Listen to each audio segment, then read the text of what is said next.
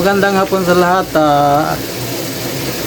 Masaya ko ngayon dahil nakita ko yung crayfish na inalagaan ko ay nangitlog na.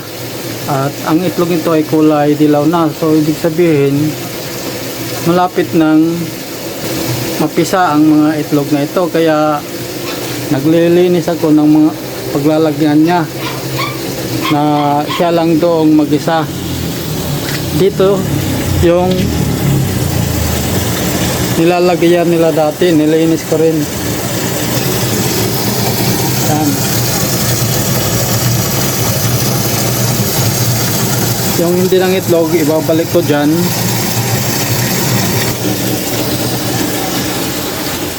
Tapos yung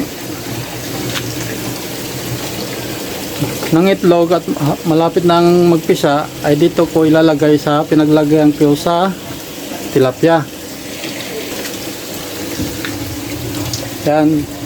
Diyan ko ilalagay yung crayfish na ng itlog at malapit nang magpisa. So itong tilapia ay lilipat ko naman muna dito sa isang tub.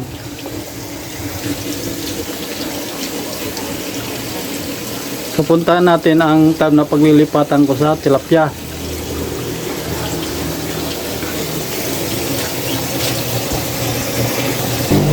Diyan, mayroon ng mga malalaking tilapia dyan na inilagay ko. Dito ko muna ililipat yung mga maliliit na tilapia na yon. Kailangan kasi walang iba doon sa tub, kundi yung nangingitlog na crayfish lang o malapit nang magpisa na crayfish. So inaantay ko lang na matapos sa paglalagay ng tubig doon sa tub na pagbabalikan ko ng crayfish na hindi pa nangitlog. So, malapit na. Okay, tama na. Yan. Tama na ang tubig na yan na level.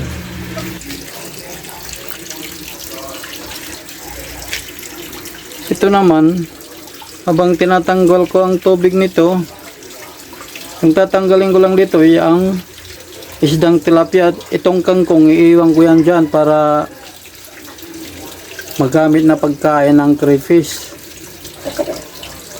Excited na ako dahil sa wakas ang crayfish na binili ko nung November ay mangingitlog na rin. Nangitlog na at malapit nang magpisa ngayong April na ito. So in less than 1 week or 2 weeks kakaroon na yan ng larvae. Sana madami. Sige, yan lang muna.